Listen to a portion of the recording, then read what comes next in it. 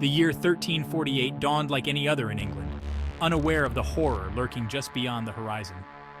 Yet, by its end, an invisible enemy would begin its silent, deadly march across the nation, leaving an indelible mark on the fabric of English society. This was no ordinary foe. This was the Black Death, a plague of such devastating magnitude that it would reshape the course of history. Whispers of a pestilence sweeping through Asia had reached England's shores, but their true nature remained shrouded in fear and disbelief. Merchants, bearing silks and spices from distant lands, unknowingly carried a far more sinister cargo, the bubonic plague. The Black Death, as it came to be known, was a terrifying, relentless killer, leaving its victims twisted in agony and marked by grotesque black boils. Its arrival in England, first at the southern port of Melcombe Regis in the summer of 1348, heralded a period of unimaginable suffering. The plague spread with terrifying speed, carried by fleas that thrived on rats, themselves stowaways on ships and in wagons traversing the country. From bustling port towns, it snaked its way inland, reaching London by the autumn. The Black Death was not merely a disease, it was a cataclysmic event that exposed the fragilities of medieval society and left an enduring legacy of fear, death, and ultimately, transformation. This is the story of how the Black Death ravaged England, forever altering its social, political, and demographic landscape. The Black Death, primarily a bubonic plague, was a stealthy predator. Its arrival was often unannounced, signaled not by armies or fanfare, but by the sudden, agonizing deaths of unsuspecting citizens.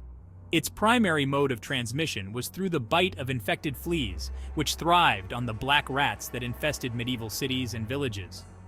These fleas, carrying the deadly bacterium Yersinia pestis, would often leap from rats to humans, their bites injecting the plague into the bloodstream. The disease could also spread through direct contact with infected bodily fluids, such as pus from the telltale buboes that gave the plague its name. These buboes, large, painful swellings in the groin, armpits, and neck, were a gruesome hallmark of the disease. Ignorance of the plague's transmission meant that attempts to contain it were often misguided. Medieval physicians, plague doctors, lacking the tools and knowledge to understand the disease, resorted to ineffective treatments such as bloodletting and purging. Despite the outfits seen in these images, these outfits were not used until the 17th century. Theories about the plague's origins range from divine punishment for sins to poisonous air, the infamous miasma. The lack of understanding, coupled with the plague's rapid spread, fueled fear and desperation. People were dying in droves, and neither prayer nor penance seemed to offer any solace. The Black Death's silent arrival had unleashed an invisible enemy, one that struck swiftly and without mercy. By the autumn of 1348, London, England's thriving capital, was in the grip of the Black Death. The city, densely packed and rife with unsanitary conditions, provided fertile ground for the plague's spread. The stench of death permeated the air as bodies piled up in the streets, overwhelming burial grounds. The River Thames, once a lifeline for the city, became a macabre procession route for death barges, overflowing with corpses. The city's vibrant life ground to a halt. Markets stood deserted, their stalls empty. Churches, once sanctuaries of hope, became places of mourning, their floors littered with the sick and dying. The plague spared no one, striking down rich and poor alike. Even King Edward III was forced to flee London, seeking refuge in the countryside. The city's social order, already fragile, began to crumble under the weight of death and fear. Desperation drove some to acts of extreme piety, seeking divine intervention through self-flagellation and public displays of repentance.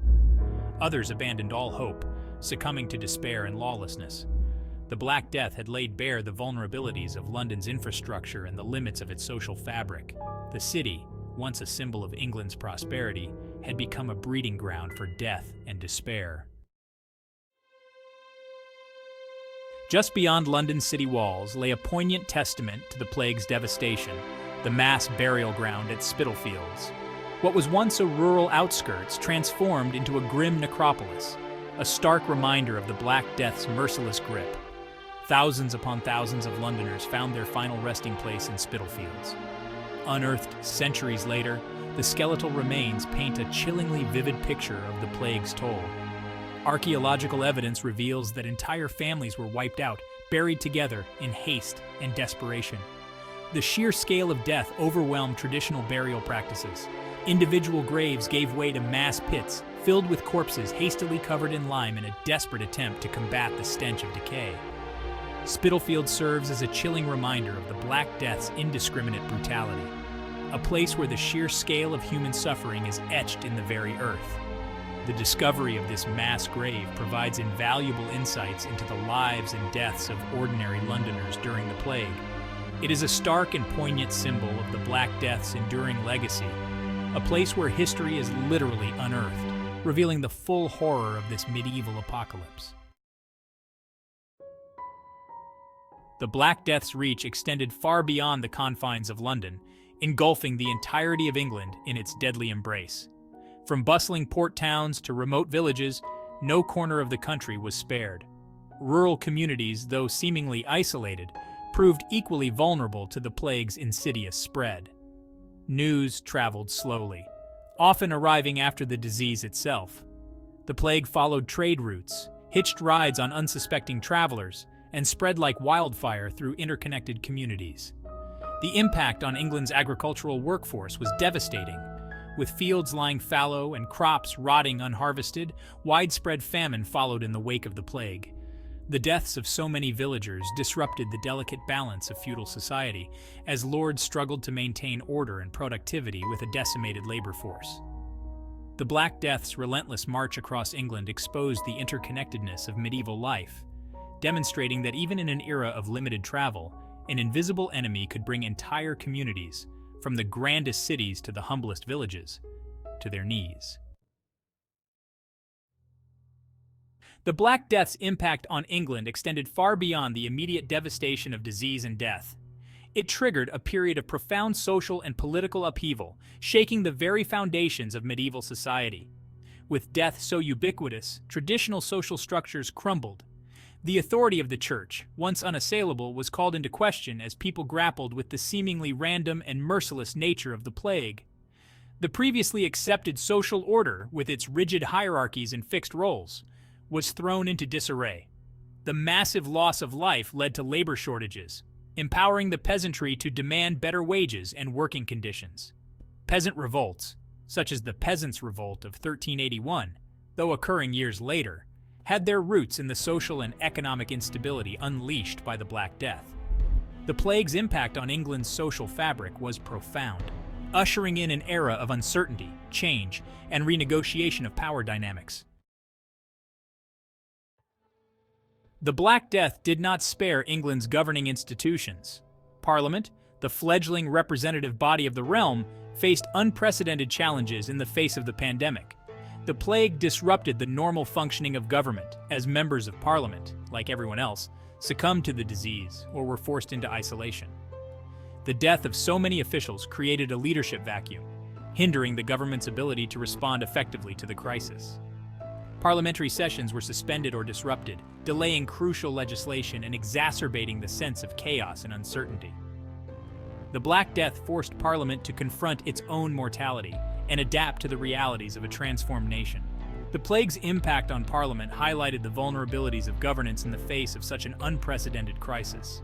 It also underscored the need for adaptable institutions and innovative solutions to address the challenges posed by a world forever changed by the Black Death. In the absence of scientific understanding, the Black Death unleashed a wave of fear and superstition across England.